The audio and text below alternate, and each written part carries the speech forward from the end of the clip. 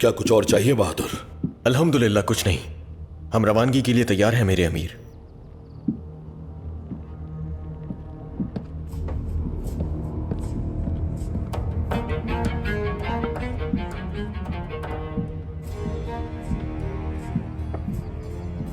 मैं तुम्हारे साथ आना चाहता था लेकिन मेरे चचा। तुम्हारे चचा शिरको मिस्र का वो दरवाजा उबूर कर चुके जिसका वो ख्वाब देखते थे।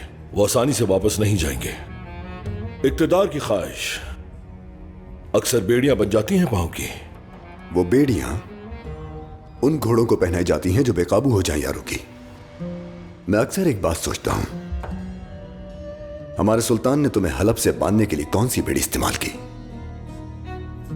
सुल्तान से हमारा रिश्ता तुम्हारे ताल्लुक से बढ़कर है, और इस रिश्ते का ताल्लुक खून और एहतराम का है मीर सलाउद्दीन। उनका हर फरमान मेरी गर्दन का तोक है, बेड़ी नहीं है पांव की। और इसीलिए जब हमें हुक्म मिला कि तुम्हें बचाना है तो हमने ये सुल्तान के फरमान के मुताबिक किया, वगरना तुमसे कोई मोहब्बत नहीं है हमें।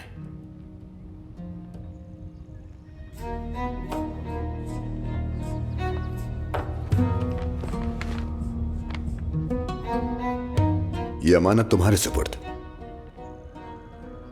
ये सुल्तान के लिए जिनका अहकाम मैं दिल से मानता हूं।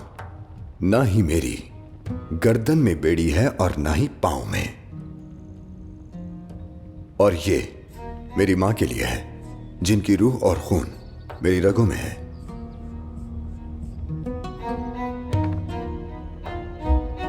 तुम मुझ पर भरोसा कर सकते हो। सलामत रहो।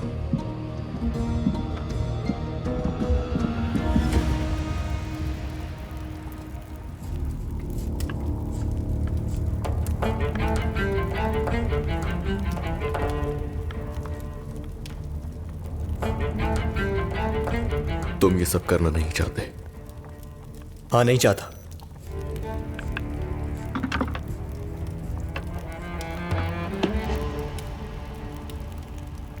तुम्हारा कोई कसूर नहीं है। तुम्हारी जगह अगर मैं भी होता तो यही करता। मुझसे गलती हुई है। तुमने मेरे भाई की जान ली और एक दूसरे शख्स की जान बचाई है। अमीर सलाहुद्दीन को अपना भाई मानता हूं मैं, इसलिए मैं हर मुमकिन कोशिश करूंगा कि तुम्हें शिफा मिल जाए और हमारा हिसाब बराबर हो जाए।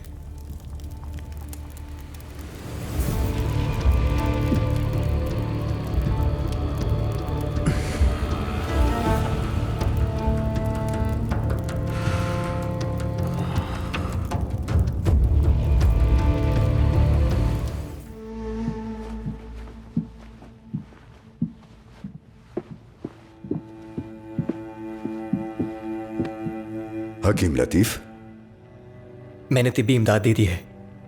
मुझे दवा तैयार करने के लिए खुसूसी अज्जा दरकार हैं। उसी के लिए बहादुर वो है जो अपने नफ्स से मुकाबला कर सके। लतीफ, तुम ना सिर्फ एक माहिर तबीब हो बल्कि एक वफादार और दलेर इंसान भी। कल मैं दवा ले आऊंगा। इजाजत दीजिए।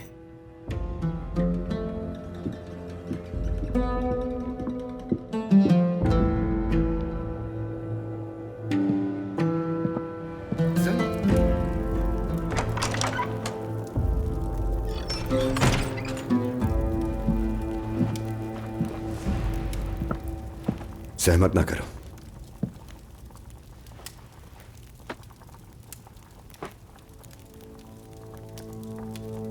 तबीयत बेहतर है तुम्हारी?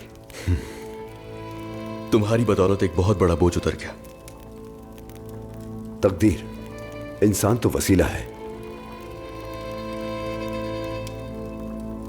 खैर, अब भी वापस जाना है तुम्हें?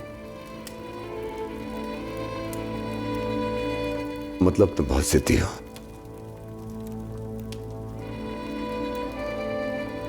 इन सब हालात के बाद भी क्या तुम्हें खुद जाकर उन लोगों से लड़ने का ख्याल नहीं आया जिन लोगों ने तुम्हारे खानदान के साथ ये किया? वो कश्ती कब की रवाना हो चुकी। तुम मेरे जज्बात नहीं समझोगे, क्योंकि जो मैंने झेला है वो तुमने नहीं। एक बार दमिश्क छोड़ के जा रहा था मैं, जब मुझे अपनी असल शनाख्त का इल्म हुआ था। मुझे ऐसा लगा जैसे मेरी सारी जिंदगी एक झूठ पर मोहित थी। तो फिर तुम वापस कैसे लौटे? हम समझते हैं कि जो हमारे साथ हो रहा है वही हमारी तकदीर है, मगर हमारी सोच से आगे किस्मत में बहुत कुछ लिखा होता है। मुझे खुद तुम लोगों से वापस लेने के लिए पाला गया है बैलियन। मालूम नहीं कि मैं ऐसा कर भी सकूंगा या नहीं, मगर ऐसा ना करना हमेशा से मुझे खुद गर्जी लगा। क्या तुम्हें लगता है कि मैं खुदगर्ज इंसान हूं? तुम ही हो जो इसका फैसला कर सकता है बैलियन।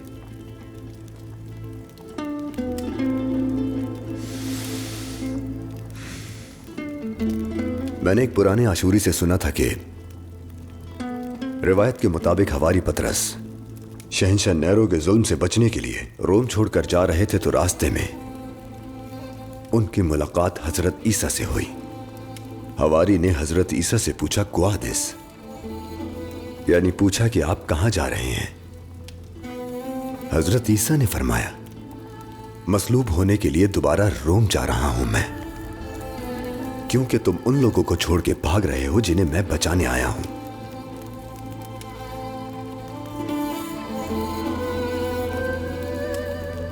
कुआदिस। इस बात ने मुझे एक आयत याद दिला दी, जब अल्लाह अपने बंदे को राह हक दिखाता है तो फ़अैन तज़हबू पूछता है कि फिर तुम कहां जा रहे हो। और जब भी रास्ता भूल जाता हूं मैं खुद से यही सवाल पूछता हूं, क्या तुम एक ईसाई को कुरान की आयत से तसल्ली दे रहे हो? कुरान कुल इंसानियत के लिए नाजिल हुआ है बैलियन। अल्लाह रहीम है।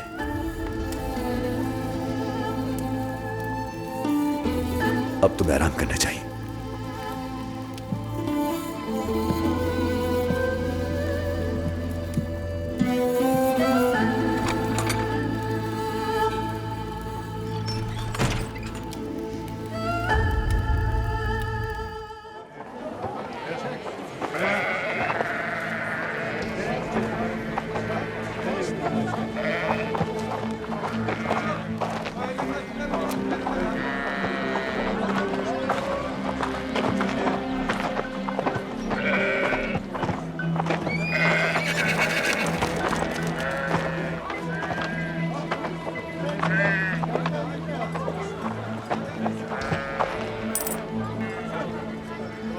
खुदावंद हिफाजत करे।